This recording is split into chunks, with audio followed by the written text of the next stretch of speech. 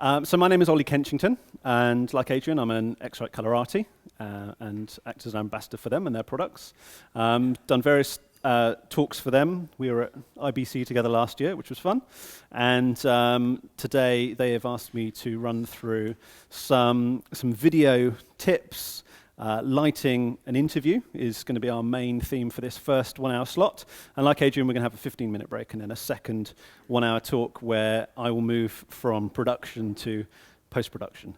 I have been, I run a film production company. In fact, it's slightly odd for me because my film production company is filming the event today that I'm talking at, and it's very weird flicking back and forth between directing that and doing the talk, and it's very odd, a new one on me. But my film production company specializes in predominantly corporate film. A quick show of hands, who is running their own film company or acts as a one-man band or as part of a bigger company, an agency maybe, or a production company, who are working specifically in video? Yes, I thought so. So it's mainly photographers here today.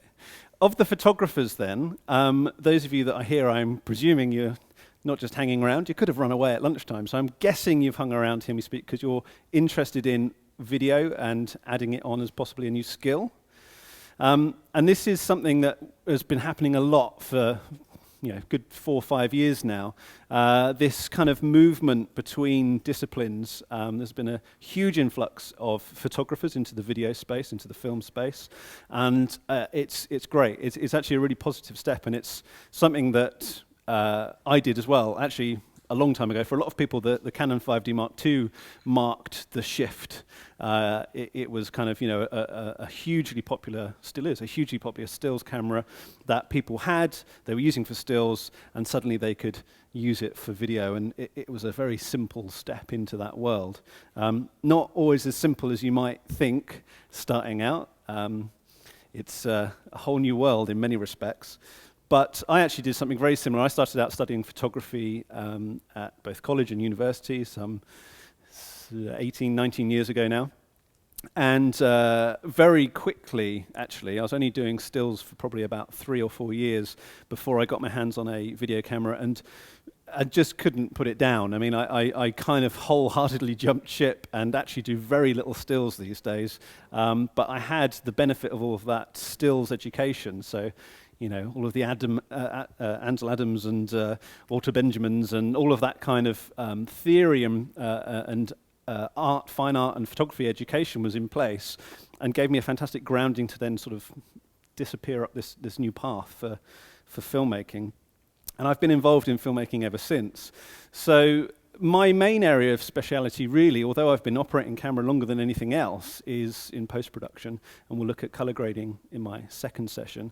But I have been operating camera for a very long time. I've been lighting for a very long time, and I'm hoping to impart hopefully some new information to you today about just basically around this general idea of a simple interview setup.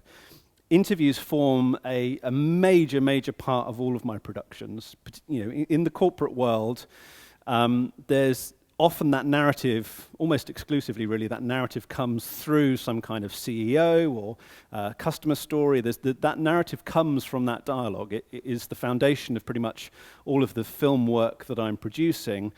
And then you have this sort of lovely opportunity to get creative with what we refer to as the B-roll over the top. So it's a really nice thing for me, and it often splits across multiple days. So you might spend a whole day or two shooting interviews and then follow up with another day or two shooting B-roll and switching modes and getting into this more creative mode where we're moving the camera in interesting ways. And we get to be far more stylistic. But what's interesting, actually, as I sat there watching Adrian talk, is I found myself sort of having these flashbacks back to, if you'll forgive the pun, back to the days of me doing stills and that relishing that opportunity to be so stylistic. I mean, most things about stills revolve around this stylistic, creative use of light. It's not often in stills that you get given a brief to make something look kind of sort of slightly dynamic, but not too dynamic, please. And it actually comes to life when you really punch things in and use lights to get creative. And I must say I was getting quite jealous because I do miss that ability, because for most interviews, we actually have ourselves in a slightly more constrained environment. The brief and the style and what people expect to see when they're seeing an interview is actually quite different. Although, of course, there are always exceptions. Generally speaking, if you were to do an interview as stylistically as we saw Adrian doing, there would have to be some incredibly strong narrative motivation for that strong look. And typically that isn't there. Typically, actually, particularly in my world, in corporates, you want something that's kind of glossy but kind of reserved. There's that journalistic style that kind of pervades a lot of interviews. And so I guess the setup that we're going to go through here is in some ways not quite as exciting, which is a shame. But although it doesn't look quite so dramatic, it can, and so it's fantastic to have those skill sets there. But there's certain other things that we can do.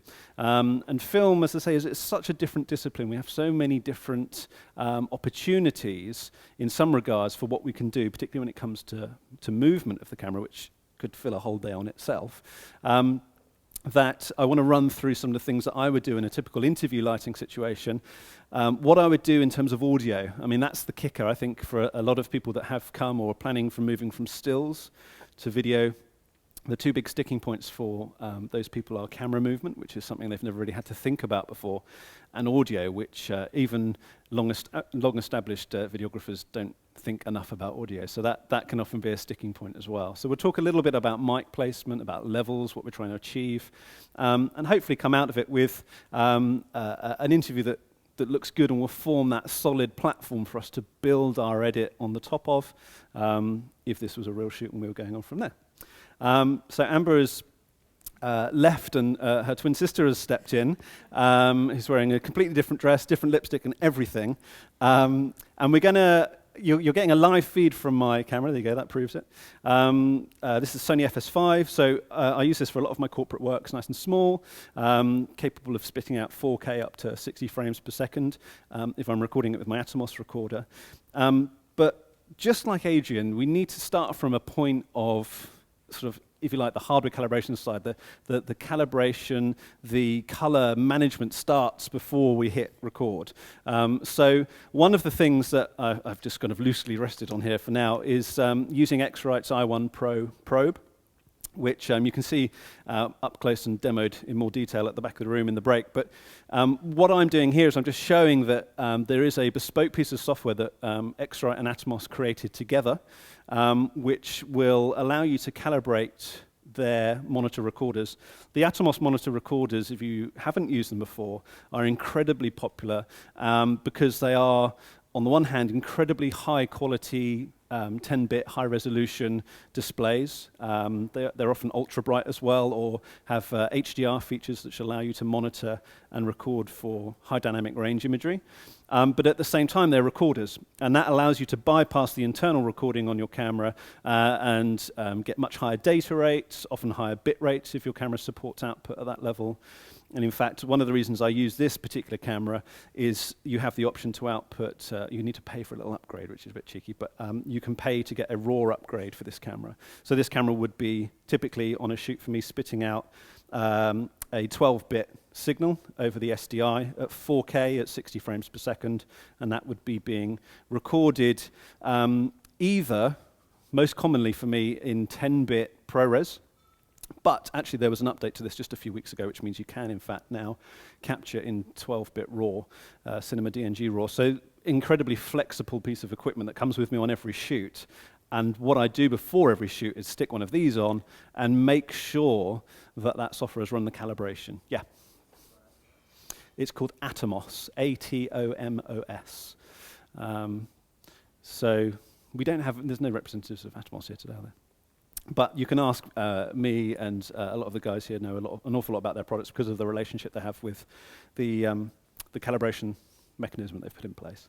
So that would be something I would do the night before a job. So, you know, charging batteries, formatting cards, calibrating my monitors that I'm going to be using on set. Because like it or lump it, and we'll talk more about scopes and some of the things that we can look at in post, at the end of the day, we are animals that go on our gut instinct. And the ability to look at a monitor and judge based on what you see in front of you, the look of what you're recording, is an incredibly difficult urge to get away from, and isn't something that you should shy away from. Even if you've got all the scopes in the world on set to tell you about your exposure and your color and your saturation, ultimately you want to be able to just look at something and go, yeah, you know, that feels right, that looks really good. And it's that calibration that gives you that ability to just glance and go, that's what we're looking for. So it's something that would be done as part of my prep for any shoot. Once that's done, the next stage then is making sure that what I'm recording into the camera is accurate, and that's where the charts come in. And so Amber will be using the chart in the same way I would every single interview I ever shoot. I promise you I've not sort of done anything different here. There's no kind of element of doing it because it makes a better demo. This is genuinely, I'm approaching this as if it was just any other shoot for any other interview. So just in the same way that we were talking about, or Adrian was talking about using backlights and adding separation, I'm actually going to start with my backlight. You can leave that down for now. You can hold fire for that one, because I'm just going to set my lights. I've roughly got my composition the way I want it. We're doing this as an interview, so Amber's going to be pretending that there's someone here interviewing her. So this is her eye line. There are sort of generally two camps that you'd fall into with interviews, either a piece to camera, where the camera would be framed centrally and Amber would be looking straight down the lens. It's a very tricky one to pull off, actually. It takes real expertise and practice to be able to hold your eye line at an inanimate object straight down the lens. What we're going to go for is a slightly more traditional off-axis. Amber's going to be looking over here, and that will give us a larger amount of space in front of her, known as looking room. So this big space here is our looking room. It's where the viewer imagines themselves to be, putting them in the perspective of the interviewer, having that chat directly. And it gives us our looking room, which becomes quite important later on when we talk about setting our key.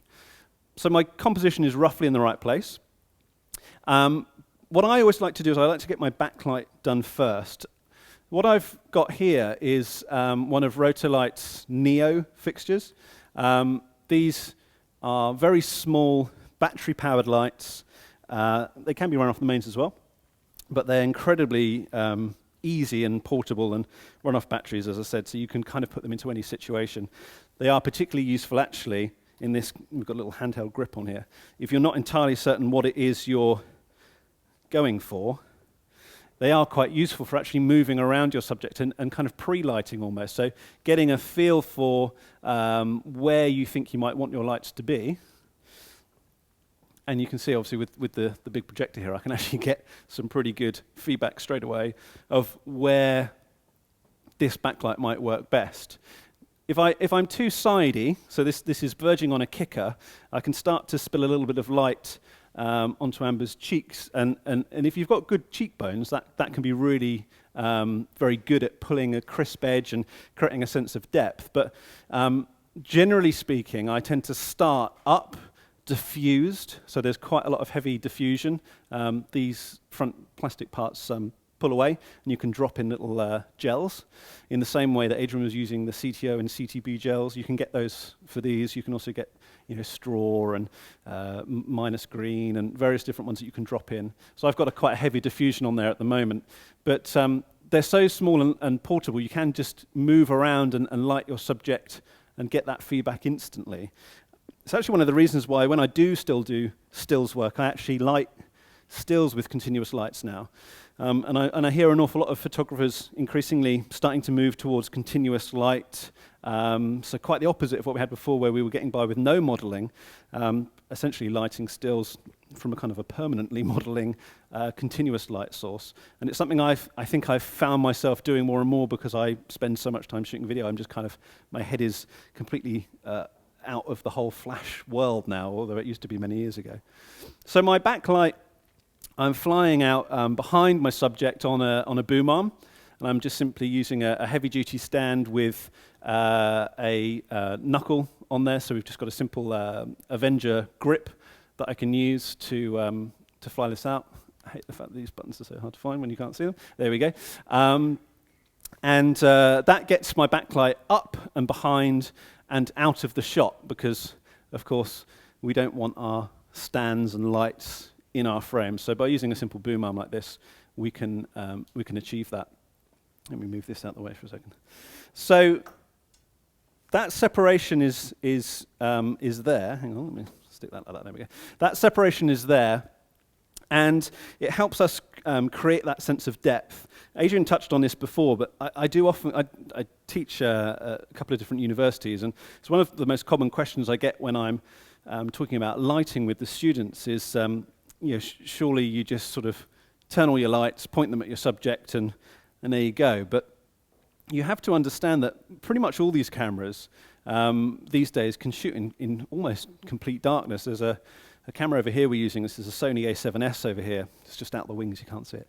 That we're using as part of our production. One of the reasons we've used it is because it's so good in low light. You can shoot, there's been really nice pieces actually made in shot just using moonlight. So illumination isn't about exposing. It's about adding shadow. You're adding in those lights to create those shadow areas to sculpt your subject. And the reason that's so important is because ultimately we're viewing this work, whether it's film or stills, we're viewing it in a two-dimensional medium. So you're looking at it on a flat projected image right now. It's appearing on a flat screen there. It will ultimately be viewed on a flat phone or a flat tablet or a flat computer or a TV or whatever it might be. These are two-dimensional planes where we're trying to create the illusion of depth, because the whole purpose of this is to create something that draws our audience in and makes them feel like they're there, makes them feel like they're participating in this narrative, this drama, whatever it might be. And the most successful films, they do that, they achieve that by bringing you in. And one of the simplest ways that you can start to achieve that immersion for the viewer is to fool them that it is a three-dimensional world that they are viewing. Now, I've got two young kids, one's 3 and one's 7, and even my 3-year-old, if I were to draw a circle, she'd be able to say, "Dad, that's a circle." But if I were to shade one side of that circle, she would be able to say, she'd probably say ball rather than sphere, but she would understand that that shading was me communicating to her that this two-dimensional shape I've just drawn is in fact representative of a three-dimensional object.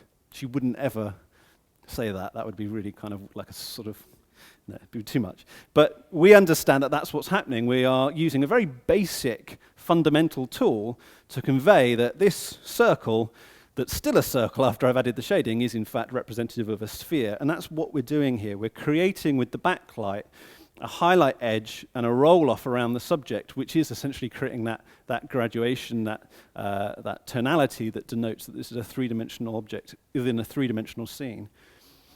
So our backlight, for me, is the most important one, and it's why I tend to start with it, because it's going to give that expression of depth that I'm looking for. It's not for me, even until quite far down the line, it's not for me about illuminating the subject to much level. As soon as you're outside or you're competing with other light sources, then actually that is kind of a bit more front and center, because you're thinking about how can I balance the light I've got here. But in a situation like this where we're completely, or more or less completely isolated, we can start to think just about that depth first and foremost. So we're lucky in a sense. Amber's blonde hair works really nicely for this. When you shoot people with very deep black hair that's not really very reflective, it doesn't look anywhere near as punchy so quickly, and you have to sort of slightly think outside the box. And I've also specifically asked Amber to wear a light-coloured dress for me as well, because again, you can see on the shoulders there how it's picking up really nice and easily. Now, I know I've been in run-and-gun situations. Corporates often end up being a bit kind of, oh, hang on, you can just interview a different person in a different place at a different time. Is that all right? It happens more often than I wish it would. So there are certain things out of our control, but I'm a huge proponent of taking the time and applying some of the principles that you would use in shooting a big feature or a TV show to any level of production you're doing. So that pre-production, that planning, it took one sentence in an email last week to communicate to Amber about what I wanted her to wear, because I knew it would look the best on screen. There's no reason why that can't be applied to any real production that you might find yourself doing.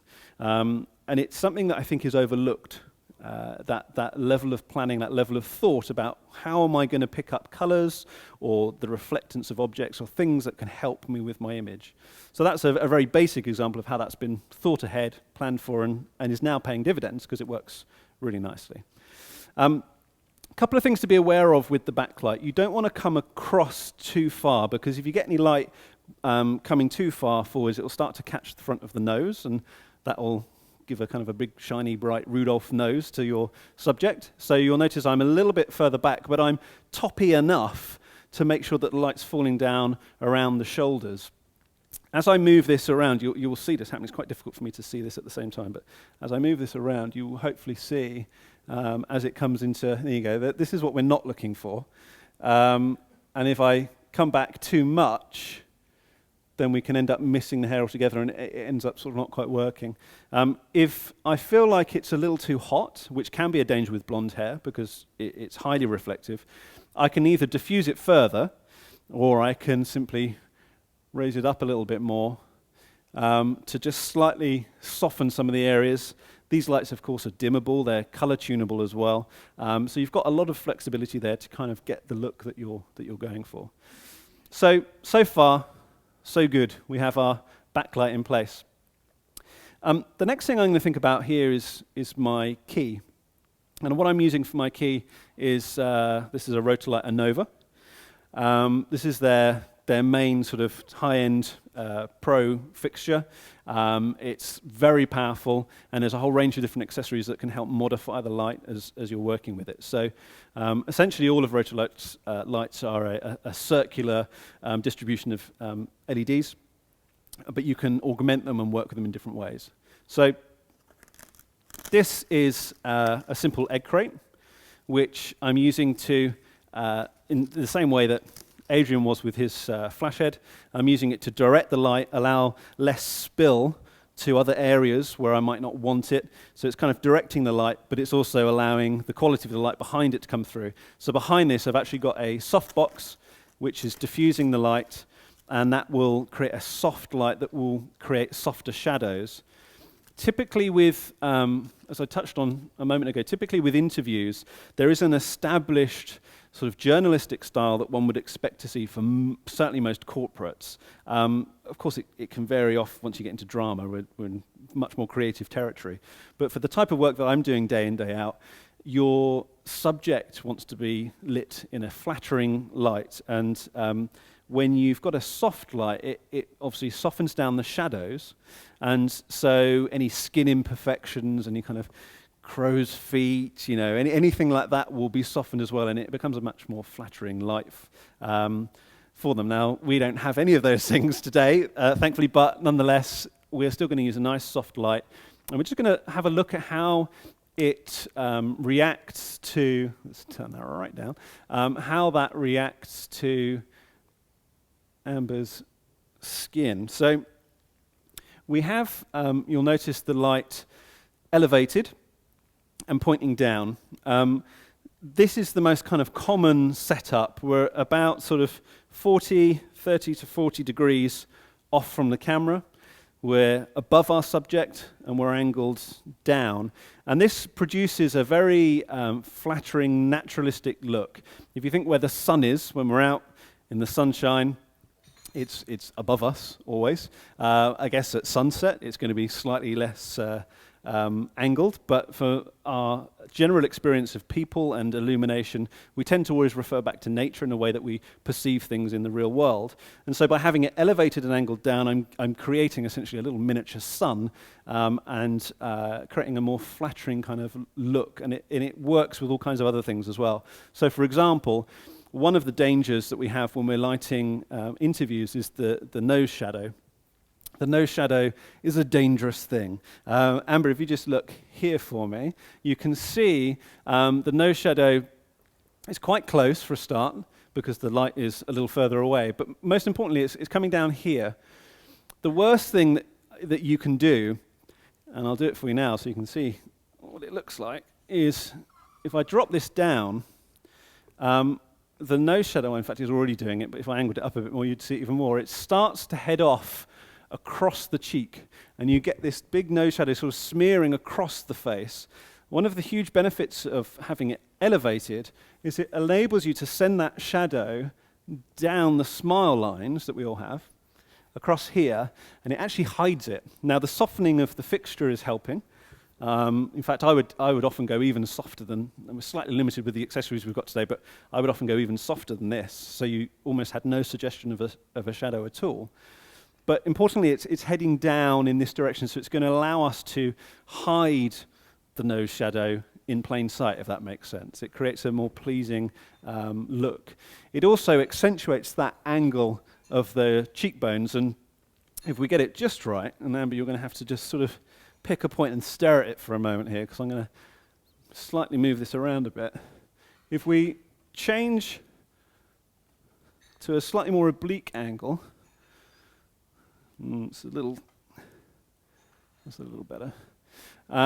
You can see as we've moved this round, the nose shadow has got longer and longer, and so now it's kind of seamlessly merging in down here, picking up in with this shadow, and what we're left with is this classic Rembrandt triangle underneath the opposite eye, which is creating that sort of classic portrait look that is often desirable for this type of commercial work. I always fear when I'm doing this kind of talk that it's like I'm really advocating boring, run-of-the-mill imagery. I mean, obviously there are some huge things that you can do to really mix this up, but as I said, you've got to be led by the narrative. You've got to be led by often your client as well, and you've got to produce something that's what they're kind of expecting to see to a certain extent.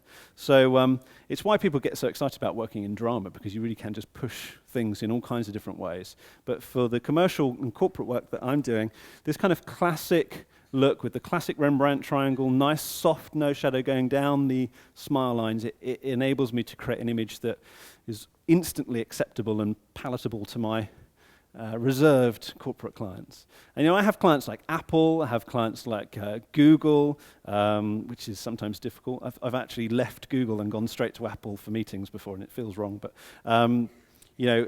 American Express, Barclays, several large international companies. And if you start pushing things around too much that don't, there's no narrative sort of need for that, then they're not going to get excited and go, oh, wow, you've really pushed the boat out here.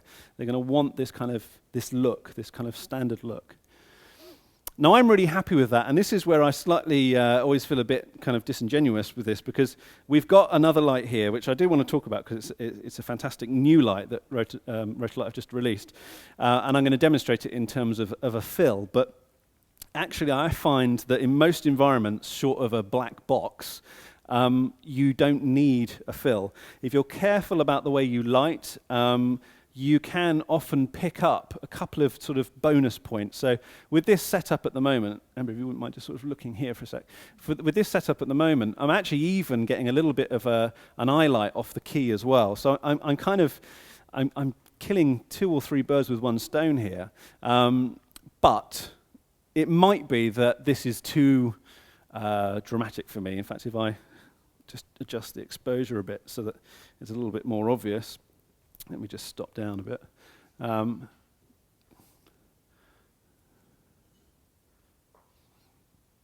Turn this up a bit. I can get more and more dramatic as I balance that out. Nudge the temperature, sorry. That's interesting. It's suddenly gone very green. So I can start to balance out as I brighten my light and stop down. You can see it's getting more and more dynamic. I'm getting deeper and deeper shadow. And yeah, now I'm probably at the point where I do need a fill. But if you're intelligent with the level of lighting, and it's often quite low. I mean, these lights go really bright. I've just boosted it up, and I'm now at 10%. So before I was at more like 3%. So you can see that we don't need a huge amount of light to model our subject, but what it does give us the ability to do is to play with how dynamic the contrast is. So we're now getting more and more dynamic. I quite like this look. I think even with your slightly more kind of staid corporate clients, they start to appreciate that slightly kind of dynamic contrast. It's where things are kind of heavily backlit and coloured and all that kind of stuff, that they start to depart from your look. So just to show what I can achieve with my, let's put things down here, what I can achieve with my fill. I'm just going to place this here, so we're kind of at the opposite side now to our key, and I can just use this just to fill in a little bit of that shadow. So what this gives me the ability to do is to juggle my exposure and think about, and I'll come on to this in a second, think about the pros and cons for the different settings that I'm using in the camera, and balancing that off with how dynamic the image is ending up looking. So here I've just added just a tiny, tiny bit of fill. It's, those of you at the front can see, this is at 1% at the moment. So I'm just lightening up that shadow side. And what we do is we think in terms of ratios. And those ratios apply from left to right across your subject, but also from your subject to your background. So this is quite dynamic. I could probably brighten up a bit more. Let's do a sort of a classic 2:1. And this is where light meters are very useful, because I can actually take readings from each side of the face and check the f-stop, check that it is a stop difference between the two. So I can actually get this kind of classic 2:1 ratio where the shadow side is half as bright as the key side. The fill side is half as bright. And you can see it's a very classic, very attractive, acceptable image that you would see, particularly in journalism. It's funny, as you kind of move across the Atlantic, the sort of American look is much brighter overall, and even lower contrast ratio between each side. I think we tend to have slightly more dynamic imagery on this side of the Atlantic, but we certainly can mimic that more. If I keep the right knob being turned, there we go. We can certainly kind of brighten that up. That's a slightly more kind of American-looking level of contrast across the face, and we can start, as we start to bring that down, we start to get more and more dynamic, and we can look at different interpretations of that. And so what you want to do is you always want to come back to motivation. What's motivating my lighting? So for example, if you are doing let's say that you're shooting some interviews with, I don't know, someone who's in prison. So it's like a gritty documentary about prison riots. Who knows? I'm making it up. And you're shooting an inmate.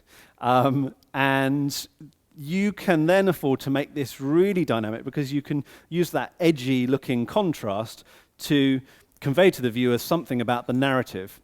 And in fact, interestingly, from a compositional point of view, you can also do other unusual things. So for example, Amber, if you just look here for a moment, if this was a classic interview, this would be like this. But what about if we deliberately isolate? It's slightly difficult because of I can come in and I can push this side. And I've actually got Amber now looking into the side of frame. Now this is classically wrong. In terms of what you should do, this is not right. So Amber's now looking into the edge of the frame, which for any corporate would be, a real own goal, because she looks trapped by the framing. And so that could work really well with my narrative if I'm making a gritty documentary about prisoners. But if I'm not, then what's my motivation for it? And in fact, I see this done, it's happening a lot more actually. It's interesting, you have these different kind of styles and these different sort of fads that come and go. You see it a lot with graphic design and stills as well. And this is something I'm seeing happening a lot actually. And sometimes it's done just because, hey, it looks a bit different, but more often than not it's done because people just don't realize and they've just framed it wrong. Another classic one is a piece to camera where Amber would be looking straight down the lens, but it's framed on the thirds. So again, it's not what you should do, but is there a motivation for it? Is there a reason for it? Does it give some kind of sense of loss maybe? Maybe we're talking to someone who has lost a partner. I've seen it used very effectively there, where essentially it's the wrong framing for a piece to camera, but it creates a void next to them where if it was a two-shot, you would have someone. So it comes down to that motivation. What's making you feel a certain way, or what you're trying to tell the audience without telling the audience. But back to our boring old corporate framing. Talking of framing, I'm using a very straightforward medium close-up. So a medium close-up is from chest to top of head. A close-up would be from jaw to top of head.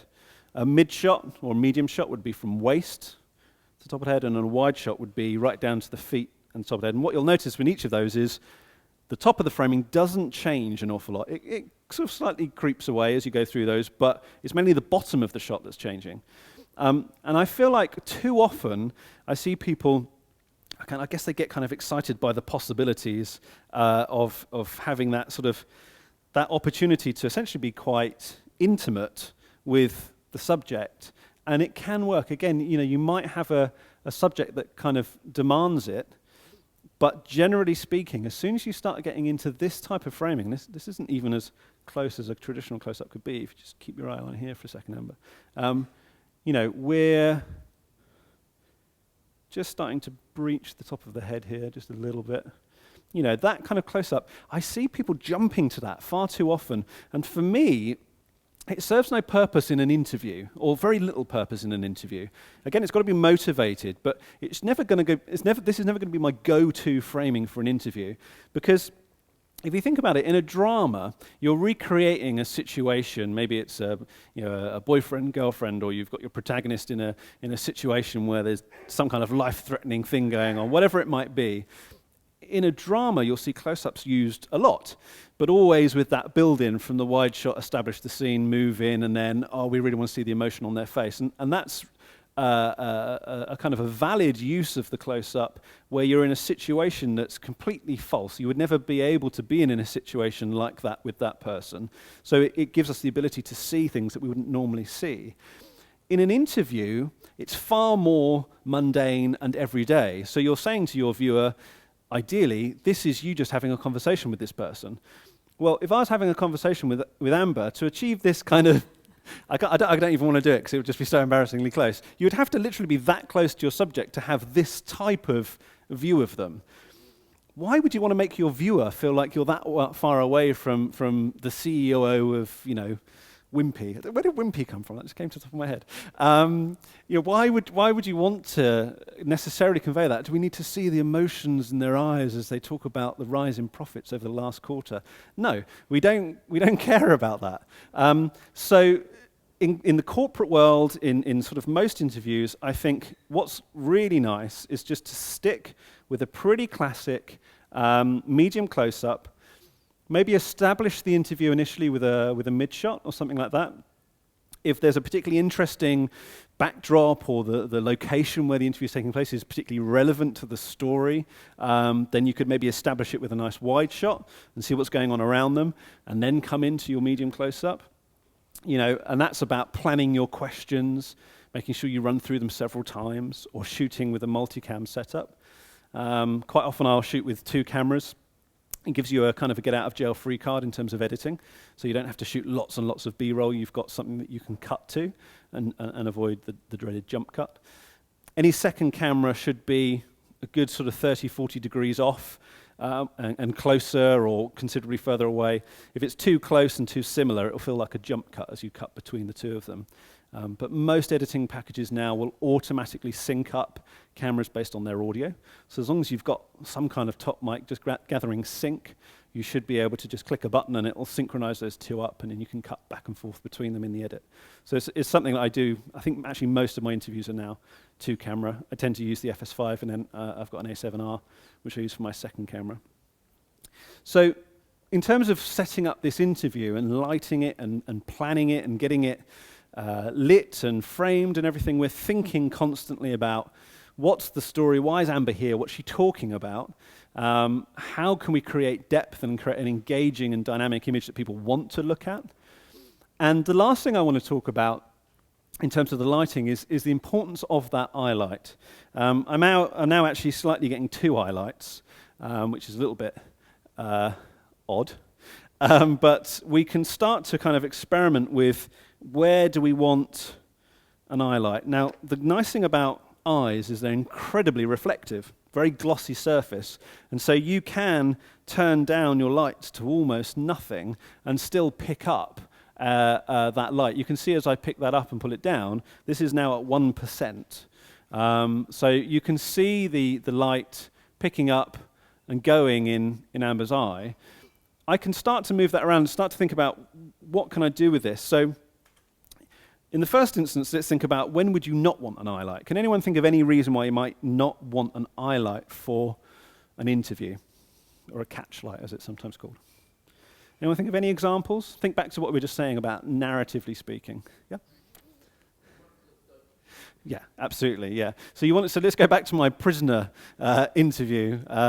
He's just telling us that he's just got an extra 20 years put on his time in prison because he's just killed a guard or something, and we're sat there thinking, oh my God, what kind of person does this? And our conclusion is that someone soulless does this, someone with no conscience. And that that eye light or lack thereof can be a very simple and powerful way of saying to our viewer, this person is lacking that spark of life, that soul that would guide them away from killing someone, whatever it might be. We can also move our backlight and make it. Do you remember I said at the beginning about making it too top-heavy and catching the nose? Well, if stylistically we want to convey to the audience that someone is concealing something or they can't be trusted, another classic one is to top light that person, that character, and create big shadows that their brow casts underneath or across their eyes. If you take away the eye light and just left with these big dark wells of essentially nothing, there you can convey to the viewer that they're concealing something, that they don't want you to see their eyes because they don't want you to spot that they're telling some kind of lie or there's some kind of deception there. So the power of the eye light is vast, really, and you can make people feel certain ways. The shape of the reflection is also quite important. So do you want it to be a little pinprick of light, in which case use a very small, these neolights are great for getting a really small little pinprick of light in the corner of the eye. That can be a really powerful way of demonstrating innocence to someone and a kind of a slightly idealistic view of the world.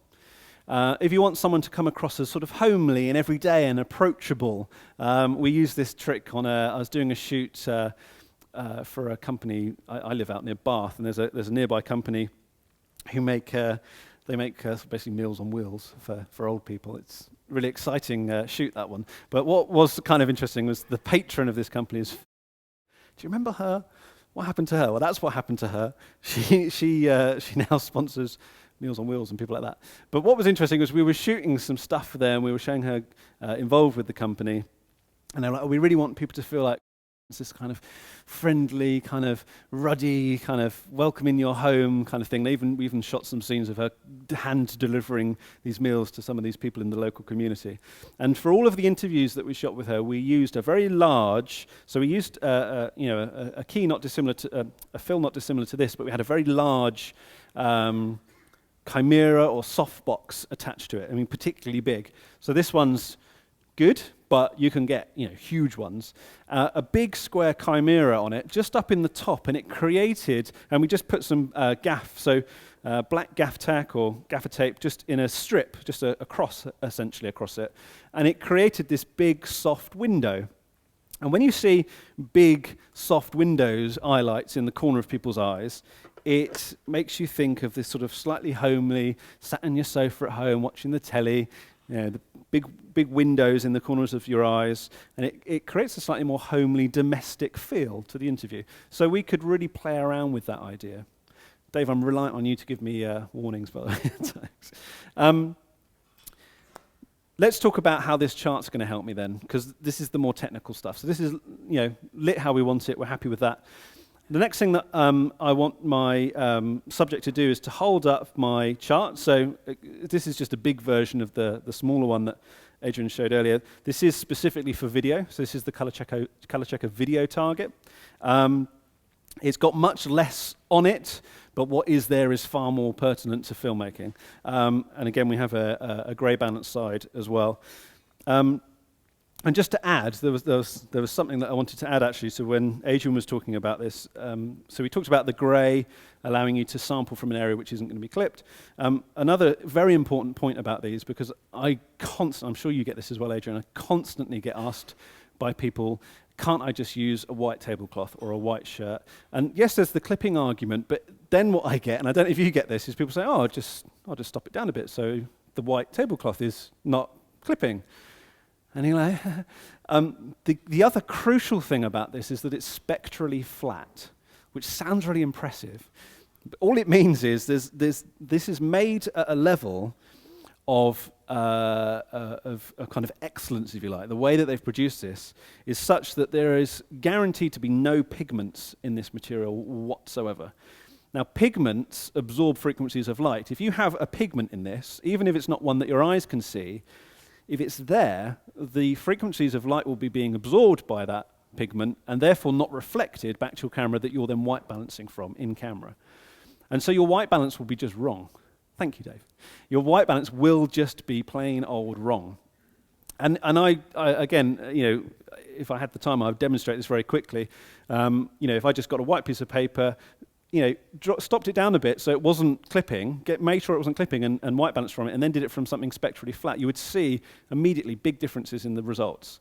So it's also about that pigment-free surface, which actually our eyes are terrible at seeing detail, particularly in those lighter colors and those highlights. And so we look at that white tablecloth, and it is always going to look white to us. But there could be huge amounts of contamination of blue pigment, for example, which are incredibly insensitive to blue anyway. So we're never going to see it, but a camera will. And in fact, what's really nice about these Sonys, particularly the DSLRs, is they will show you not only the Kelvin that they'll pick up off of one of these grey balance cards, they'll even show you how much green or magenta they've added in. So if you're doing it in like a dodgy office with dodgy office fluoros, you'll see there'll be a little bit of magenta added in to pull out the green. So it's a really very quick way of seeing it doing its work. So I would get my subject to hold that as uncomfortably close to their face as they can. I need to, as best as possible, fill the camera with this. So the temptation is to move it over here. The light over here is not the light that's falling on my subject, so it would be wrong for me to white balance from a chart that's not where my subject is. And too often people kind of forget that these things can oh so easily come off their tripod. The tripod is set up, it's not going to move unless I kick it. Now the HDMI cable is going to fall out, so I'm just going to pull that out before it does it on me. And I can move over here, fill the screen, one press of a button, and that's come up at 3,300 Kelvin. It's as simple as that. That's now done, and I can plonk that back on my tripod. Get this back in so you can see it. And there we go. So that's now white balanced properly. Another little trick, if you are using an on-camera monitor, you can get up the RGB parade, and you can look at your red, green, and blue channels side by side. And a grey target like that will stand out like a sore thumb. There'll be a flat line in the middle of your image. It's very easy to spot on the scopes.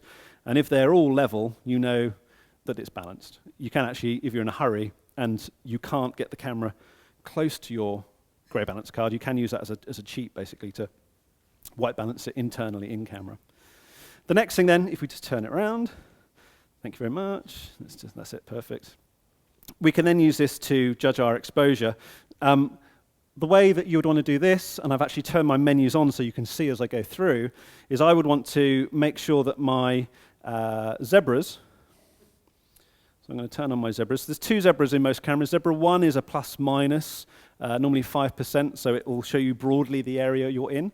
Whereas Zebra 2 is a very specific setting where it will trigger as soon as it hits a very specific value, which is what we want, because that top white chip in the middle there is specifically 90% reflectance. Now, 90% reflectance is a pretty industry standard way of describing the white point for most gamma curves. It changes, so you may or may not know about things like S-log3, S-log2, C-log.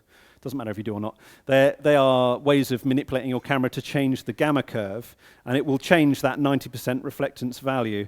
And if you know what they are, you can use this. So even if you're shooting in log, you can still use this chart. So for example, I've just changed it from 61%, where it was set up for S-log3, when obviously the last time I used this camera. It's 59% for S-log2. So if you know the values, you can actually plumb them in. So I've gone to 90 because I'm using a Rec 709 gamma curve. And you can see there's no zebra. So as I open up the lens, there you go. We're just starting to get some zebras now appearing. So that's stopped down. That's stopped up. In fact, I'm now at the maximum 1.8. So if I wanted to change from there, I'd need to start messing around with the ISO. It's close enough for me to not want to do that. But that tells me that this is perfectly exposed, because if that 90% reflectance is now got zebras on it that should only come on at 90%, it's simple. It can't not be exposed properly. So I can get my image exposed very quickly and simply in that way. The other thing I can do if I then record a few seconds of this is I can then take that in as just a few seconds into post, and it becomes my chart. Thank you, Dave. It becomes my chart to then do the whole balance. Now, it's not quite so important when you're shooting Rec 709. It's very easy to adjust. But actually, this black value will be incredibly high if you're shooting log, and you can plot that on your waveform monitor and put it where it needs to go. And this is some of the stuff that I'm going to show you in the next session. Very quickly, because I've completely forgotten about it. Mic placement, you'll notice the mic is where it should be. It's just slightly out of frame, above my subject, pointing down. It's not pointing at her mouth, it's actually pointing across. So I'm actually placing where she's projecting her voice right into the middle of the pickup pattern of the microphone. So these boom mics, which are great for these sorts of interviews, you can get them, because the top of the frame is tight up against the head, you can get them very close, within sort of 12 inches, the sweet spot of your subject. Pick up the perfect pattern and place the pattern here and their voice projecting into it. And what you're looking for in terms of level, you'll see little audio meters peaking up. What you want is for them to be peaking, so the loudest they get, to be -6 dB. That's the sweet spot. That's where you want your audio levels for dialogue to be hitting, and that's where you want them when you're outputting them. So if you can record them in camera where you want them, like exposure and white balance, it means you have to do a lot less later on. So I'm running over, so what I'm going to do is I'm going to have people come up to me and ask questions now, and we've got a 15-minute break, and then I'll be back. I've slightly overrun, apologies for that, but come and ask me any questions you've got.